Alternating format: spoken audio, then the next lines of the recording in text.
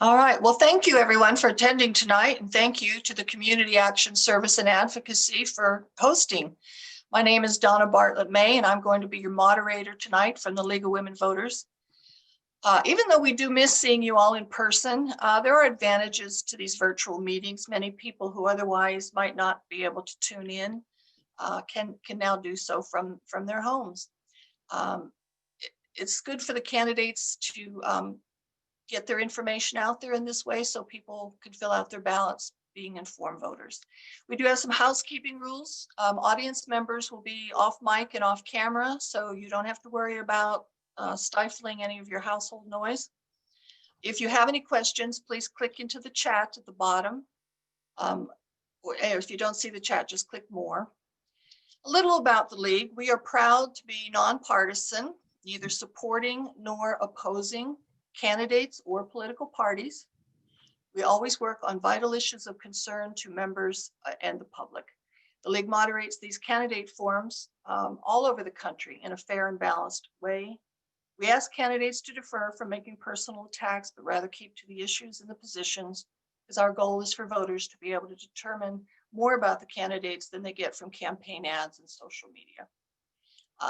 This recording is the forum is copyrighted by the League of Women Voters, and for the private use of our audience, and any other video without consent is prohibited. We asked attendees to submit questions online before the forum. Those in attendance may also submit questions using the link provided in the chat box. Please remember to use civility and respect when wording your questions, and word them so both candidates can answer. Question screeners organize the questions to avoid duplication and ensure topics of greatest interest are being asked within the time available. Also, screeners will ensure the questions asked are appropriate for the branch of government involved in this forum. Those assisting tonight from the League are our experienced screener, Jane Anders. The screener from CASA is Mary McKenzie, and our timekeeper is Scarlett Lopez. We will adjourn by 8 o'clock. With that said, I want to thank you all for joining us tonight and becoming an informed voter. So we will begin. This is the forum for the United States House of Representatives 50th Congressional District. Candidates will have 2 minutes for opening statements, 2 minutes for closing statements, and 1 minute to answer the questions. We will alternate who answers questions first. Mr. Issa is going to go first for his opening statements. We determined that beforehand. And so we will begin now with the opening statements. Mr. Issa. You'll have to take yourself off mute, please.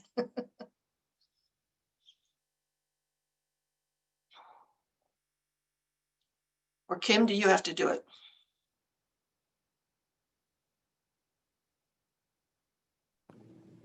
Okay, it took both of us to get it done, I'm afraid. In 2000, when I made the decision to run for the seat that my predecessor was leaving after an 18-year career, I did so knowing that that going to Congress is a serious action, and one that you have to really get good at what you're doing.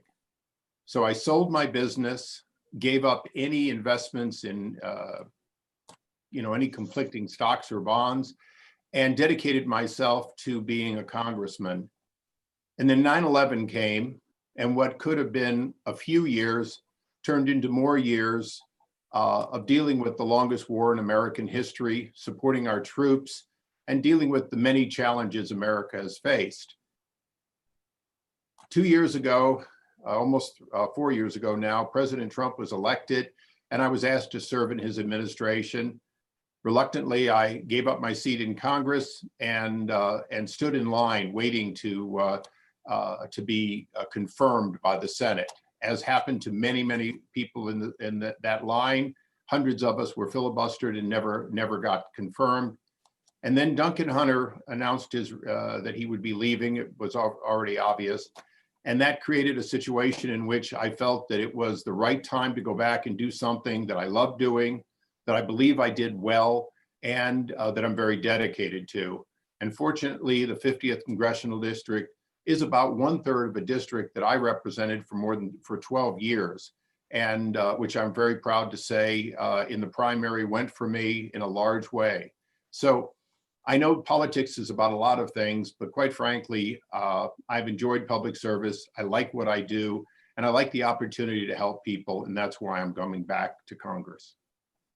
Perfect, 2 minutes on the dot. Mr. Campa-Najjar?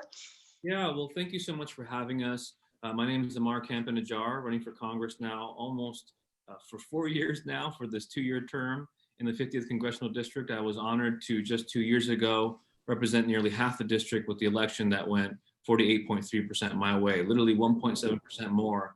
The wind could have blown and we'd have a congressman today instead of being absent one. And the reason I'm running for Congress here is simple. I'm from this community. My mom raised me in a certain way that made me feel like I wanted to devote my life to service. My dad left when I was relatively young. So my mom raised me on her own through being brokenhearted, worked multiple jobs, always took full responsibility, but was always shortchanged on opportunity. And I realized later on in life, that was because we're in the grip of a broken system that rewards wealth more than work. And we even see that today happening as we're battling COVID-19. I had to work as a janitor at the age of 15 at my local church to help my mom make ends meet. Then I got to go work at the White House, the U.S. Department of Labor, the U.S. Hispanic Chamber of Commerce. And after serving in D.C. a couple of years, I decided to come back and give back to the community that made me the man I am today. There are so many people who have made sacrifices for their dreams to make my dreams possible in this community, including my mom. And I wanted to come back and return the favor and make sure people could live, work, and retire with dignity.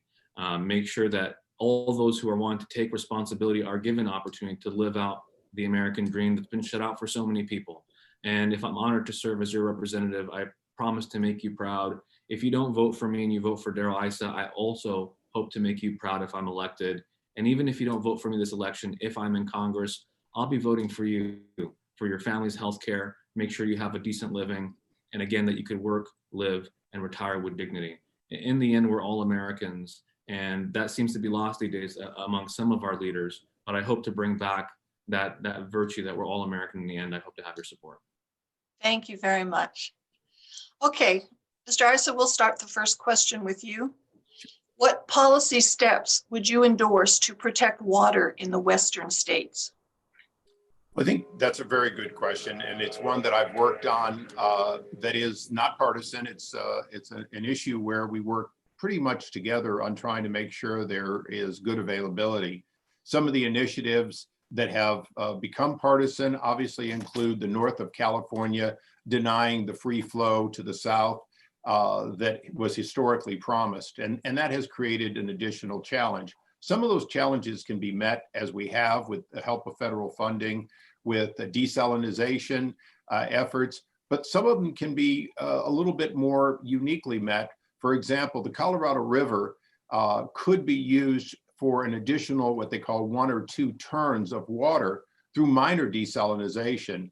And that's an effort that is supported by Juan Vargas, myself, and others that would provide a substantial amount of water where the water already exists. Thank you. Mr. Campa-Najjar? Yeah, I think those are all good proposals.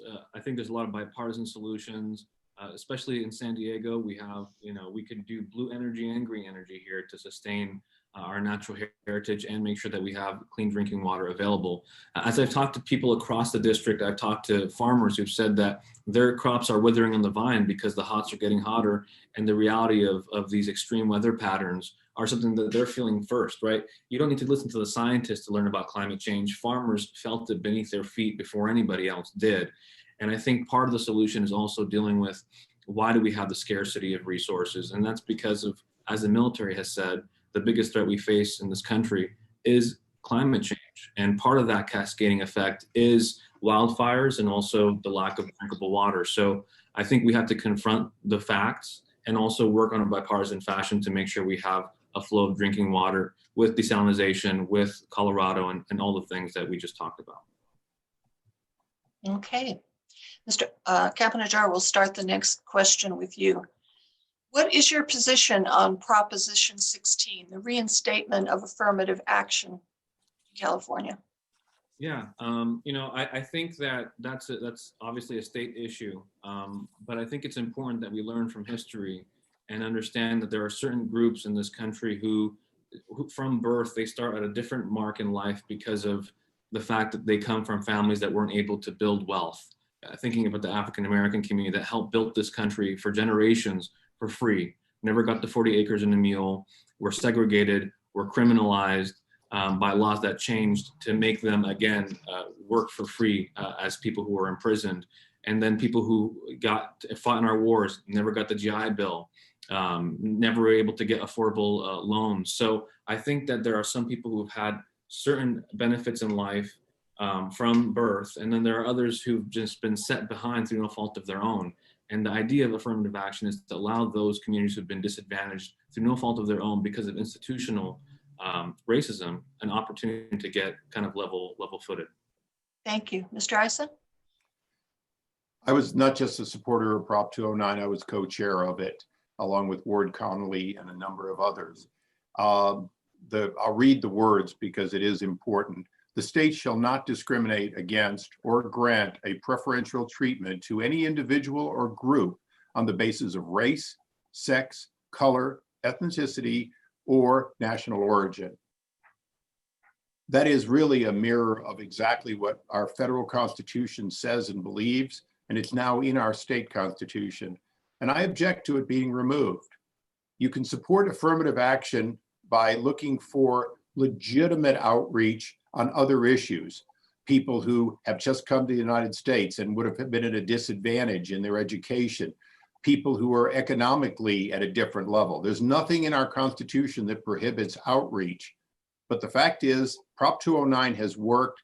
The minority graduation rate has risen under this, and I support the continuation of our Constitution. Thank you very much. Mr. Issa, you'll start this one. What is your stance on federal law enforcement reform? Well, I served in the House with Tim Scott, traveled with him, and I trust him to be a good steward of the legislation he's proposed in the Senate that I believe makes a lot of sense. Obviously, the federal government has a slight role on the state basis and a big role on the federal basis. So when we look at mandatory body cams, so that never again will something happen out of sight, if at all possible, that's important. But I think we have to also remember that the men and women of law enforcement, the vast majority of the time, are the ones being victimized by somebody who is aggressive, who has a gun, and so on. And so I think we have to have a fair balance, which is support the men and women in uniform and hold them accountable. One of the things that Senator Scott is pushing for is to enhance the penalty for anyone who fraudulently files a police report. We're talking about the police and others. So I trust Tim Scott. I look forward to working with him. Thank you. Mr. Campa-Najjar? Yeah, I think we're dealing with a reckoning right now as a country, and there are definitely the majority of police officers are good people. But I think we have to have some institutional changes to make sure that our police departments reflect the best of them. And so I gave a 10-point plan that doesn't include defunding the police, because I don't think that's a solution. I think that the problem we have in America, in some places over-policing, but in other communities we have under-policing. And even MLK was talking about that many generations ago. So what I would suggest is listening to our police officers. I've talked to police officers who say, I didn't get into the business of being a police officer to have to, they say, take care of homeless people or deal with mental health issues. Let's let the professionals do that. Let me focus on my job. That's not part of my job. But the things that we should do is have national standards for training, for disengagement and de-escalation. Make sure that we update the Defense Reauthorization Act to make sure that we're allowing them to purchase, the police officers to purchase goggles and helmets and boots, but not necessarily these other weapons of war that we see in our streets today. So there's a list of reforms that are moderate that make sense that we could do. Thank you very much. The next question, we'll start with you, Mr. Campa-Najjar. What actions or policies will you promote in Congress to increase public safety in your community? Absolutely. So we talked about some of these reforms to redesign the police department, to bring it more in alignment with its value of serving and protecting and serving the public. But the other aspects too, that one thing I think we can do, especially with at-risk youth who end up in crime if they're not shown the straight and narrow path, is investing in childcare and early pre-K. Studies show that if you invest in our youth young, it's the best return on investment as a government, because they will be more likely to return that investment in the form of being responsible tax-paying Americans who either are working full-time or have a business of their own. So really starting with our youth, making sure that we have a pipeline from cradle to career of a good middle-class life, and make sure that kids aren't out of desperation getting involved in the wrong kinds of things. So that investment in our youth, at-risk youth, like I did at the Department of Labor, giving them summer jobs, coupled with redesigning law enforcement on some issues, I think is a pathway to public safety. Thank you, Mr. Issa. You'll need to unmute.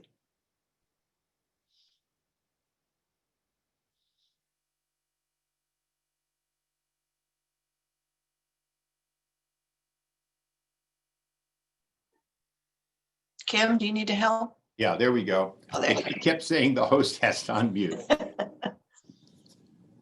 When it comes to public safety, I'm proud to have the endorsement of the San Diego and Riverside Deputy Sheriff's Associations. I'm proud to have the support of the National Organization for the Border Patrol, for ICE, and broadly law enforcement support. Some of that is from the years of working on getting funding for anti-gang activities and for the courts. And part of it, I think, is simply understanding that the federal government can in fact help, and we do help with all kinds of items, and not just goggles.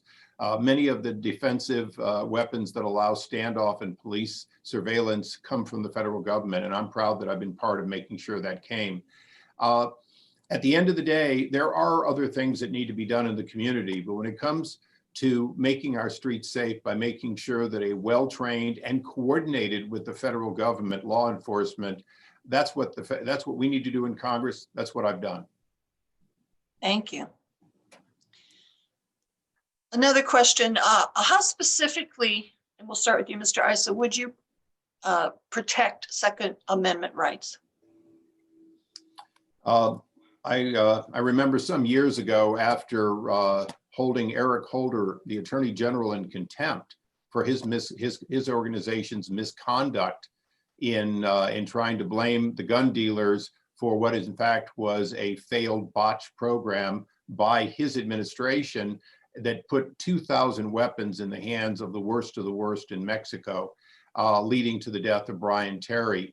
So sometimes to protect the Second Amendment, you have to make sure that you protect against attacks on it.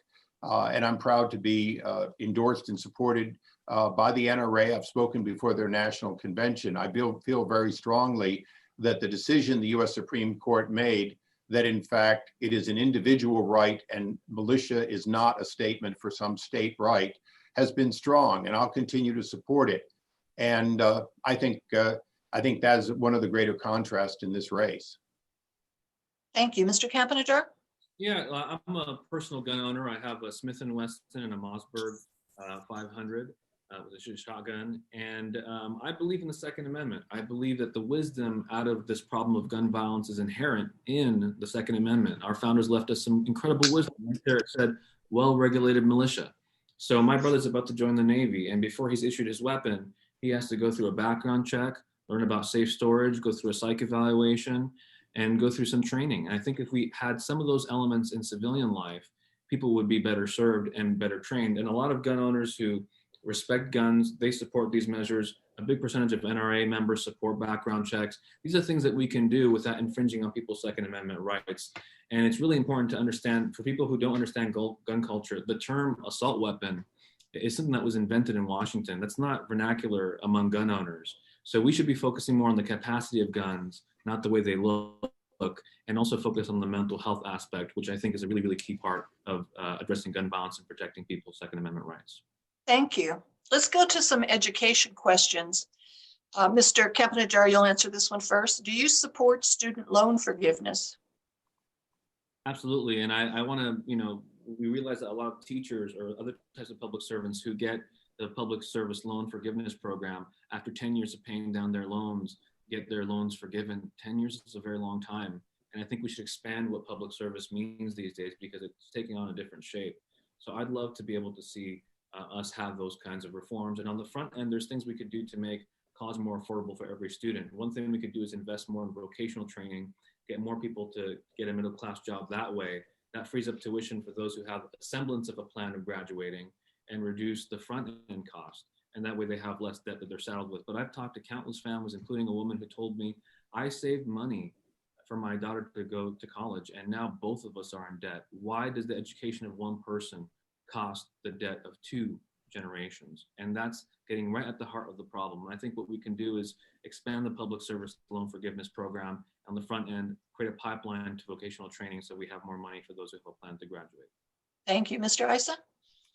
No, I don't support loan forgiveness in the broadest sense. What I do support is something that my opponent talked positively about. We need to drive down the cost of healthcare. And in my case, I want to drive down the cost of healthcare, real competition. The fact is that a philosophy degree or an English degree in constant dollars has been going up. There's no logical reason that they shouldn't have been going down, that it shouldn't be automated, that in fact, unless you choose to go to an Ivy League school, you shouldn't be potentially burdened with hundreds of thousands of dollars in debt. But if you've taken on that debt, the only thing I do support, and I support it very strongly, is that the repayment of that debt should and could be tax free if in fact an employer wants to make that a portion of somebody's salary, so that it wouldn't be paying it twice to get it paid back. And I support that strongly. But I will say this, I saw the hearings in Washington when Maxine Waters asked all the banks about the debt problem. And the fact was she was out of touch because the debt problem was created when government took it on and took it away from the banks. Thank you very much. Okay, Mr. Issa, we'll start the next question with you. Should the federal government fully fund special education? Boy, I've been dealing with that since the day I went to Congress now 20 years ago. The fact is that all the way back in the Jimmy Carter era, we promised to fully fund, if you will, IDEA. The problem is that the definition is a moving target and the price has gone up, sometimes hundreds of thousands of dollars per student. So one of those commitments, if you were to look at the size of the problem at the time the promise was made, it has been kept. If you look at the growth in the size of the problem, it hasn't. And I think that's one of the challenges of special education, is that we have to get smarter in it. We have to recognize that some of what's being called special education is in fact very expensive care for people who may never be able to work, or whose work skills will never be brought to a level of competition. So I think some reform is needed, and the federal government has increased what it's given over the years. Thank you. Mr. Campa-Najjar? Yeah, I find that troubling, that last statement, but I won't respond to my opponent. I think everybody has inherent worth and everybody has value and they can participate in our economy. And just because you have special needs doesn't mean that you should be locked out of opportunity. But I do agree with the IDEA Act. We promised to allocate funding for that to cover 40% of the costs for students with needs. We've never lived up to that promise. We should at least do that and understand that during right now in COVID, the children who are affected the most by this are those kids with special needs, children with autism who cannot study virtually and do this kind of interfacing. They need to be in schools. So we need to be moving heaven and earth to make it sooner than later safe for children to return to school. Not do it prematurely, but understand that nothing we do virtually is going to make the accommodations necessary for children with special needs. So during this really trying time, we need to make sure we're doing everything we can to resume life as normal for these children. And one of those ways is making sure we have school in person that's safe. Thank you. Before the next question, Mr. Campa-Najjar, we had a comment that some people are having trouble hearing you. So if you could speak up a little bit, that would be great. This is the first time I was told I'm soft-spoken. So Okay, we're going to go to some economic questions. Mr. Campa-Najjar, you're first with this one. What is your position on small business assistance during the pandemic and in the future?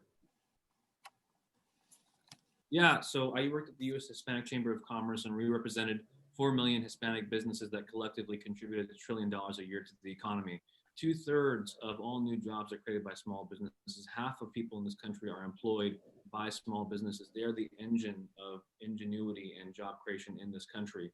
And what I worked on there, and I will do it in Congress, is to make sure these small businesses, veteran-owned, minority-owned, women-owned, have access to credit, capital, and contracts from the government and with supply chains with major corporations. And right now during COVID, they need it the most. We need to make sure that small businesses are getting the PPP loans that are now running out, and we need to reinstitute them. and make sure that these big conglomerates, these big multinational companies are not skipping to the front of the line because they're well off and well connected, and taking food out of people's mouths, basically, because these small businesses can't thrive if these bigger corporations and more wealthy individuals are using their connections to skip the front of the line and get a PPP loan that they shouldn't be applying for in the first place during this trying time. Thank you very much. Mr. Issa? Well, having been a small businessman, starting a company from nothing and building it up to hundreds of jobs, I'm acutely aware of what it takes. And I'm acutely aware, quite frankly, that in the beginning of this pandemic, my former colleagues in the House and Senate came together. Matter of fact, it was almost unanimous, 419 to 6, and they voted for the CARES Act. They sent more than $1 trillion downstream in the best way they could. Now, I know they made mistakes. There were things that if you had to do it over again, you wouldn't do it exactly the same way, but it was a bipartisan attempt to do the right thing. Where I'm concerned is that that broke down, and when another $1 trillion was offered, much of it for small businesses, very specifically to help small businesses, the answer was no, we need $3 trillion and we need lots of aid to individuals, including more money to stay home than to go back to work in some cases. I need to make sure that we change that back to promoting small business, being able to stay alive and help people get back to work. Thank you very much. Mr. Issa, we'll start the next question with you. Should the minimum wage be the same throughout the United States? What level do you support? Well, the minimum wage isn't the same throughout the United States because states are free to have different minimum wage. Also, minimum wage in some states recognizes all income. California, oddly enough, if you were making $40 an hour, including tips, they don't count the tips. They only count the amount that's in the base salary. And that often means that somebody who would otherwise be able to not just work 40 hours, but work overtime and make a lot of money is denied that because of the nature of our law. But that's a California issue. My position on minimum wage, quite frankly, is recognizing that in a good economy that we had up until, let's say, March 3rd, we were paying far greater than minimum wage, more than twice minimum wage as an average wage to individuals. And I think it's important that we get back to an economy that doesn't look at minimum wage as anything other than a starting wage for maybe a brand new trainee. And I support that. Thank you. Mr. Campa-Najjar? Yeah, so I think having a standard minimum wage across the country doesn't account for the fact that cost of living is different state to state, even within our county, it varies. So we have to make sure people have a wage they could live on. But honestly, the minimum wage, and I'll be frank, is a bandit on cancer now, because the jobs that are minimum wage now are going to be replaced not by immigration, but automation. And there are companies up north that are developing these robots that basically can make a hamburger in 27 seconds, which means they're going to save labor costs, have better produce, and you're going to shop there. So we have to make accommodations for that and make sure that we fill the skills gap. There are 7 million job vacancies and 6 million people looking for work. Before COVID, there were more jobs than people looking for work. We had a skills gap. So we need to invest in 2 industries. One, in renewable energy, and move our industries that direction, because the most sought after job right now that's vacant is actually solar panel technician. And we need to make sure we have the skills for that, and also develop a 21st century caregiving economy to make sure that we're allocating actual good wages to people who care for the least of us, the young and the old and people with disabilities. Thank you very much. Another question on the federal government, and we'll start with you, Mr. Campa-Najjar. Should the federal government ensure that the U.S. Postal Service is funded and efficient? Absolutely. Again, for caring for the least of these, we have the people who collect get their Medicare, get their Social Security checks. They need that support. Veterans who are really deeply affected, who get their support from the Postal Service. And right now, in the middle of an election, we got to make sure that we're funding them, and we have to make sure that it's running efficiently as well. There are always improvements that we can make, but I'm the candidate that really supports our Postal Service. They have approval ratings among 80% of Americans, and it's for a reason. When it's their connection to the government that is meant to support them. It's their way, in many cases, that people get back their hard-earned taxpayer dollars given back to them after a lifetime of work through the Postal Service. So it's really important that we don't undercut them and malign them like some have, and that we don't, at this moment where we have a very important election, undercut their ability to get people mail-in ballots in the state and throughout the country. Thank you. Mr. Issa? I'm afraid I'm going to have to give a contrarian view here. The post office has been losing over $8 billion a year for a decade. They've continued to lose that, not paid into their own health retirement benefits, and then hidden it under the idea that no one else prepays. The post office was set up to be able to charge what it needed to charge to break even, including its operating reinvestments, but it hasn't done that. During my tenure as chairman, working on a bipartisan, bicameral basis, we tried to put together some real reforms. And to be honest, even with a guarantee of no layoffs, no firing, no forced retirements, we still were not able to get some of those unions, not the members, to agree to common sense reforms like cluster boxes. Almost everyone in the 50th Congressional District gets a cluster box. Well, the $8 billion plus is lost because of delivery to chutes in a door in just a few million homes in America. But those are some of the changes that have to occur if we're going to be efficient. Thank you very much. Mr. Issa, the next question will start with you, and we are going to climate change questions. How do you think the federal government can help address the increasing problem of wildfires? Well, during my tenure, I worked on a number of them that are pretty straightforward, making sure that we got new modern aircraft, the C-130Js, and they were equipped to do their job, providing not only drones, but the technology behind them, which General Atomics, which is in many of their employees live in the 50th Congressional District, produces some great products that are helping us fight fires better, smarter, day and night. When it's all said and done, though, California and the federal government have to work to mitigate as much of that material that ultimately makes wildfires uncontrollable. You cannot allow debris, dead trees, and so on to build up for years in the name of ecology and then not expect these wildfires to be uncontrollable. So it's a combination of all of it. I've worked on those issues and I know they can be solved. Thank you. Mr. Campa-Najjar? Yeah, absolutely. I mean, look, I've talked to Diane Jacob and she says we should try to prepare for the inevitable and prevent the worst when it comes to fires, but it's going to be part of our life. Unfortunately, so we have to have wildfire prevention mechanisms and relief. And I will stand against the president when he threatens to take away our firefighting funding, which he's done numerous times, maybe to punish a Democratic state, but there are Republicans who live in this Democratic state, many of whom are in my district and are my neighbors. And the fires don't know how to discriminate between a Democrat and Republican. So we need to make sure we have that funding secured without question. And hold people accountable who've been part of the fires that we've had in recent years, SDG&E being one of them. They made a promise to replace all the utility posts that are wood into steel, and they haven't done all that yet. So holding corporations accountable that are contributing to this, and then making sure that we can stem the tide of unnecessary fires, whether man-made or naturally caused, and making sure we have the fire relief for those who've lost their homes through no fault of their own because of a fire. Thank you very much. One more question in climate change. More generally, what would you do to combat climate change, Mr. Campa-Najjar? It's a great question. It's the mother of all of our problems, and it could be the mother of all of our solutions if we cease to use our ingenuity to combat climate change.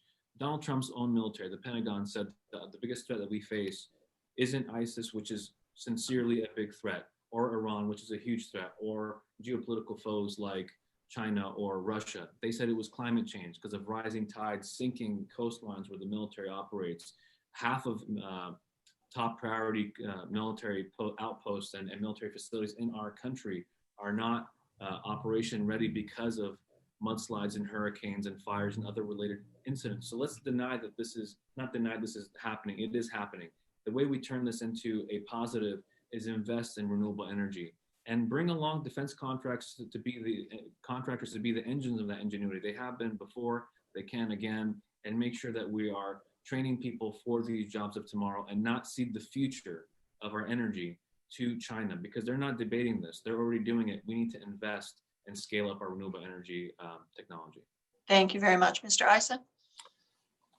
As a nation, we're faced with a lot of challenges that aren't ours alone. They're a global challenge. And the changing climate, along with the basic problem of sustainable ecology, is a global problem. One of the things that I'm proud that I've worked with Republicans and Democrats in Congress is to try to, both here and around the world, enter into agreements that help us become more sustainable, all the way from the South Pole, where we do scientific research, to the ocean and fisheries. I always try to make sure people understand, though, so many people want to talk about a single issue, climate change, rather than 7.5+ billion people that are eating more fish than the ocean produces, not having sustainability on land and the like. So I'm a big believer we have to deal with it all. We have to deal with the sustainable ecology, and renewable resources for electrification is certainly a part of it. Thank you very much. Mr. Issa, we'll start the next question with you. We're going to move over to public health and insurance questions.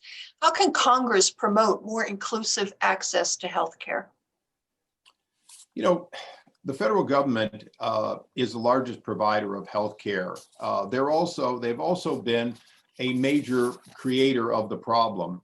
The way Medicare and Medicaid, federally partially backed, have set prices, sometimes prices that are arbitrarily low, with the expectation that what isn't spent by our seniors will be picked up by the younger, healthier individuals. Obamacare itself had a tendency to shift between ages. I'm a big believer, and will continue to work to try to drive down the cost of healthcare. That means tort reform that both lowers the cost of operations, but also reduces the amount of defensive medicine, fair pricing and transparent pricing that will cause people to know what they're really paying and be able to shop better. And candidly, we've got to shorten the time it takes to get drugs approved, because that drives the cost up also. Thank you very much. Mr. Campa-Najjar, just before you start, could you lean closer to your speaker? There are still apparently some people having more trouble hearing you. Thank you. Well, that means they won't be upset if it's something they wouldn't like. But look, healthcare is very important, because almost all of us came into this world through the healthcare system, a hospital, and most of us will leave this world through a healthcare system, the hospital. And how much time you have between those two moments in your life almost entirely relies on the kind of healthcare you have during your lifetime. And what can Congress do to fix this? First, by not being hypocrites. Every single member of Congress, 78% of their healthcare is paid for by subsidies from taxpayers. Talk about socialized medicine, right? 78%, are you kidding me, of your premium is paid for by me while we're trying to figure out how to pay for our own healthcare. We need to make sure that whatever laws Congress passes on healthcare, that Congress members have the same healthcare that they are trying to impose on the rest of us. What I would do is increase competition, create a CASA type plan nationally, create the option to buy into Medicare earlier by paying earlier.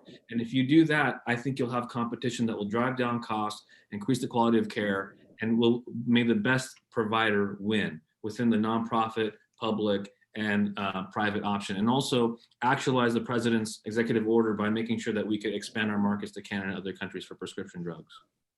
Thank you very much. There are a lot of questions on COVID, obviously. Mr. Campa-Najjar, you'll be first with this one. Would you support continued federal spending for those who are unemployed due to the coronavirus? I do. I think the best way to actually go about it, though, is through the Paycheck Protection Program, through small businesses, because for every dollar you spend for the small business grants for PPP loans that have to go to their employees, that's $1 saved with unemployment. So if we focus on the businesses that are going under and forcing people into unemployment, and actually focus on the investment there, you'll be able to save two things at one time, a worker and their business that they were working for. So I would really shore up investing in small businesses in earnest, and not give it to Ruth Chris or Jamba Juice, but actually focus on the small businesses. And that's what we should be doing.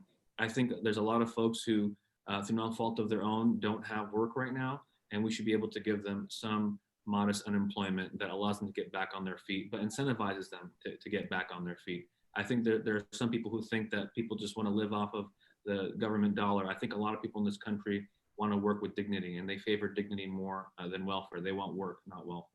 Thank you very much, Mr. Issa.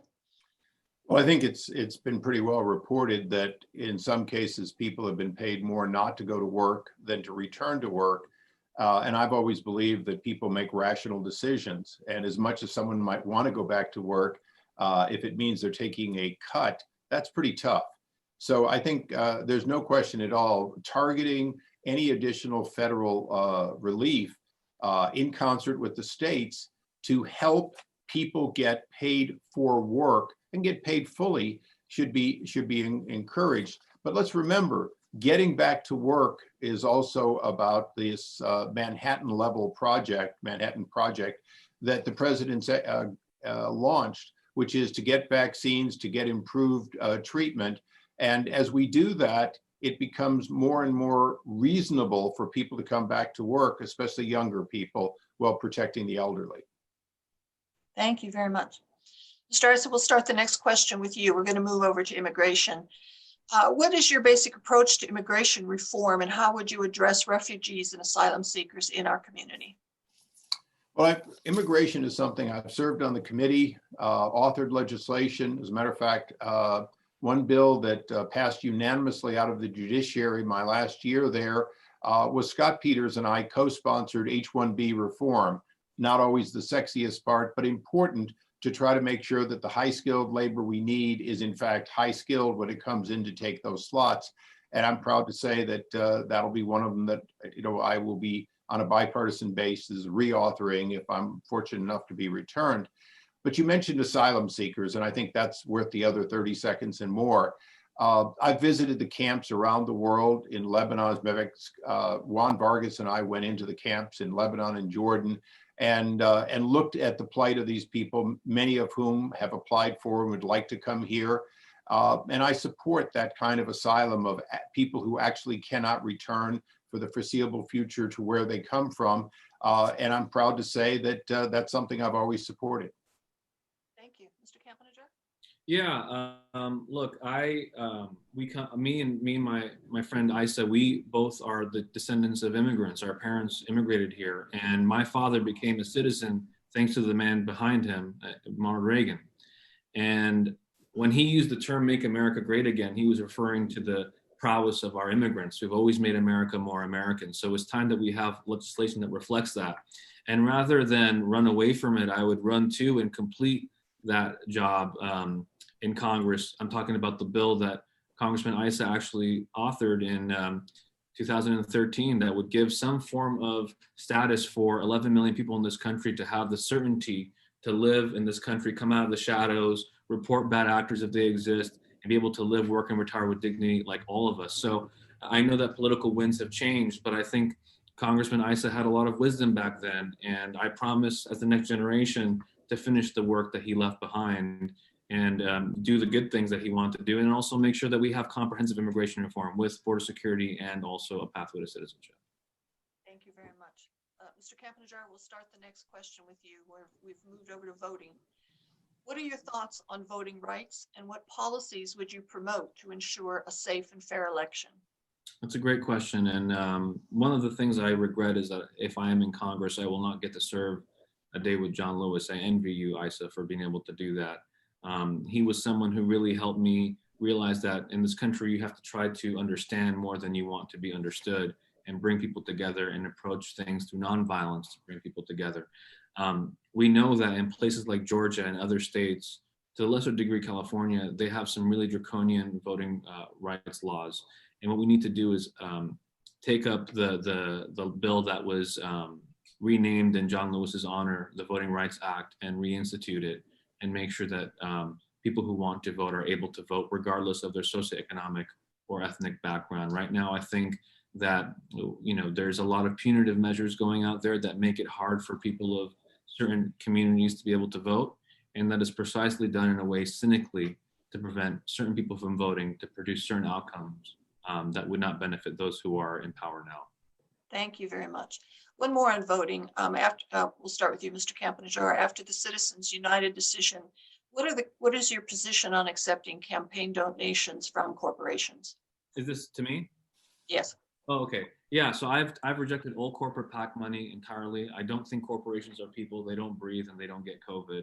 I think that people should be able to have the voice And what I want to do in Congress is introduce an amendment that would overturn Citizens United and give back the power of Congress, not to the lobbyists and the special interest in Washington, but to all of us, the people. And the way I see Congress is, you're my employer, people in my district, not the special interest. And I think what happens now with the special interest money in Congress is people go to Congress, they have good intentions, but then they start getting chewed up and spat out, and they give their votes to the highest bidder. You know, we just lost Congressman Duncan Hunter. People think he was a bad apple. He wasn't a bad apple. The barrel's rotten. Anybody you put in that system right now rots with it. So we have to change government, and part of that's making sure that we get money out of politics, because it's been a very corrosive part of our democracy. And if we do that one thing, getting money out of politics, all these high-minded reforms we're talking about today are actually doable. Thank you very much. Mr. Issa, I'm sorry, I realize I skipped you on that. So I'm going to give you 2 minutes to answer both. What are your thoughts on voting rights and policies for a safe and fair election, and donations from corporations? Excellent, and I'm happy to combine them. I don't believe it should cost an individual a penny to register to vote, to receive his ballot and other information, and to deliver his vote by whatever means. And so I support that. And by the way, I don't believe it should cost anything to have an ID that helps verify that somebody has a right to vote. Some states do not agree. California doesn't have ID required, but some states do. And I believe it should not be a barrier anywhere. Citizens United, though, is a very different decision. Citizens United has nothing to do with corporate PAC money, as was earlier said.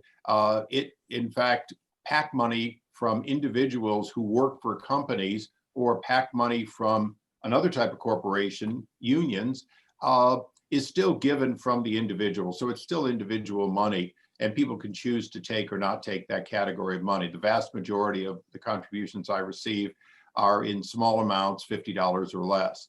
And I think the same is true of my opponent.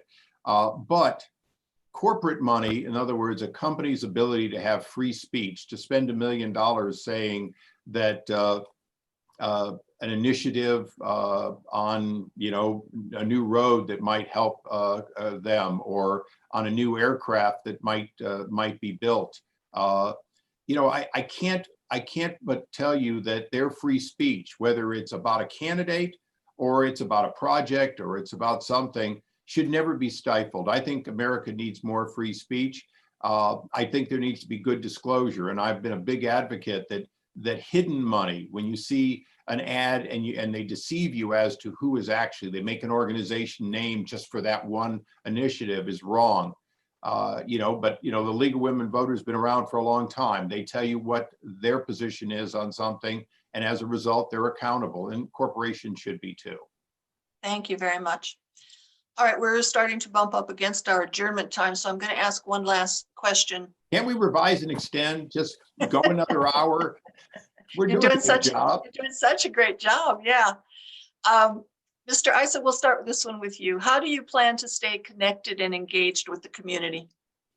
Well, I have almost 4 million miles with United Airlines, and almost all of those came from going back and forth every weekend. I've made more than 40 trips a year back to the district, in addition to trips overseas to do my job, to see what was going on in foreign affairs around the world. And so that's the first rule. The second one is, most people who know me know that my campaign stops have a tendency to be Costco and Home Depot, and just being out in the community. And so whether it's always being available in the district for impromptu meetings, or making sure I'm available to all the groups on a regular basis, in person whenever we can. I have to be candid. Zoom is going to be a big asset, because chambers have often picked the exact time to have a meeting when you're in Washington, and I look forward to doing that when appropriate. Thank you. Mr. Campa-Najjar? Yeah, I will have at least one town hall every single month in person, hopefully. If not in person, we'll do it virtually. And I have to say that I don't think it's accurate to say that the both of us share that mentality. I mean, one thing that I knew when I learned about my opponent was he was hiding from a rooftop from one of his town halls. So I think that's really important to distinguish who actually will in earnest say it, And our records don't bear that out. I've always been everywhere. I've been campaigning for 4 years, going to everybody. I even went to an event in Ramona yesterday with a bunch of Republicans, and I was there for them. And I won't duck from any kind of event, no matter how difficult it is. And I get called everything. I've gotten called a terrorist and everything else, but I still show up because even if they don't vote for me, I'll be voting for them in Congress if I'm so honored to serve. And our responsibility is to let voters make us uncomfortable. That's the job, is I have to be made uncomfortable by voters to push me to be a better representative of them. And I will never shrug that responsibility. I haven't for 4 years, and I certainly won't will in Congress. Thank you very much. Before we go to closing remarks, I would just like to thank everyone for attending and asking such great questions. I got to put in a plug here for the League's Voters Edge website, which is a great online resource. It has information not only about the candidates, but the ballot issues and detailed voting information. All candidates for local offices have been invited to include their information, and I hope our 2 candidates today have done that. Also, be sure to register to vote, and if you want to check to make sure you are and that your address is correct, sdvote.com. And for goodness sakes, be sure to fill out the census. This is how money comes to your community to help everyone. my2020census.gov if you need to go there. Also, I'd like to encourage the audience to attend more League candidate forums, such as the one tomorrow for the San Diego Unified School Board. All of our forums and events are listed on our League website calendar. And if you have to go anywhere else for those links, they should all be in the chat box. And now for the closing statements, each candidate will have 2 minutes, and we're going in reverse order. So Mr. Campa-Najjar, your closing statement. Well, thank you so much. This time did go really fast, and I agree with Darrell. I would be here longer if we could. But I want you to know that my commitment to this district is not a fleeting passion. You are not my plan B. You are not my second option. You have always been my commitment for these almost 4 years now. And this election to me is not about the left versus the right. It's about the outsiders like all of us in the 50th, the forgotten people, the afterthought of San Diego County, and the insiders in Washington, people who've been there very long. And for them, all pathways lead to DC. For me, I will always run in the 50th. I will never choose another district because this is my community. And I don't believe that politicians should pick their voters. I think voters should pick their politicians. So I hope this election that you'll choose an East County son, someone who has really devoted themselves to this district for the past 4 years now. And I promise you to always do that, to be honest and upfront, to try to work with everybody. I've managed to piss off Democrats and Republicans in this race, and I think that means I'm doing a good job because I'm not here to kowtow to any party. I know party leaders tell me where to sit, but I know where I stand, and I stand with the people of the 50th Congressional District, all 800,000 of you, and I will never take money from special interests, and I'll never sell out my votes to the highest bidder in Washington. I will always focus on the common person, again, trying to live, work, and retire with dignity, just like my mother tried to, and just like I've tried to throughout my life. My biggest selling point, I think, is that I'm from here and I'm of here. And my biggest hope is I could lean on my Republican colleagues on the other side of the aisle to deliver for this district, including Mr. Issa, if I'm so honored to serve. I hope we'll be able to dust off our bruises and work together in the future. And I mean that in earnest. So hopefully we could come together. We have issues that are bigger than all of us. And the only way we do it is through addition, not subtraction, not exploiting division, but exploring unity. And I really do hope that the creed of my campaign, Together We Can, is actualized after November 3rd for our district. We haven't had a congressman in a year, and it's time that we have someone to make up for lost time. Thank you very much. Mr. Issa. Thank you. You know, I'm not born here. I was born in Cleveland, Ohio. But since 1985, I've been deeply invested in this community. When I first moved my factory to San Marcos in the 50th, number was different then, but 50th Congressional District, and began adding employees as we grew throughout the region of Escondido and North County and into Riverside. I grew to know my community. So since 1985, I've been deeply invested, been a member of both regional chambers in North County and the Greater San Diego Chamber. It's the reason that the Greater San Diego Chamber has endorsed me. Kevin Faulkner has endorsed me. Diane Jacobs has endorsed me. Bill Wells, Mayor Bill Wells has endorsed me. Mayor Mike Nagar up in Temecula has endorsed me. Former Mayor Sam Abed has endorsed me. Those aren't just endorsements by people who think I came into the community. They're people that know that for 12 years I represented a substantial portion of this district, And then when it was cut up through to gerrymandering, I happened to pick to stay in another portion of it, the portion that had Camp Pendleton in it, and Duncan Hunter took this portion. I could have just as easily served in the 50th, but that's not the point. The point is I'm deeply committed to this district and this community. 2/3 of this district is not in East County. The fact is the majority of this district is North County and into Riverside County. And these are areas that I have driven through, plowed, and been very involved in. And candidly, South and East County are not areas that are alien to me. So I'm deeply committed to it. I've been committed to it. I have a track record. And when I return with 18 years of seniority, on day one, I'll know how to do the job, something I've done.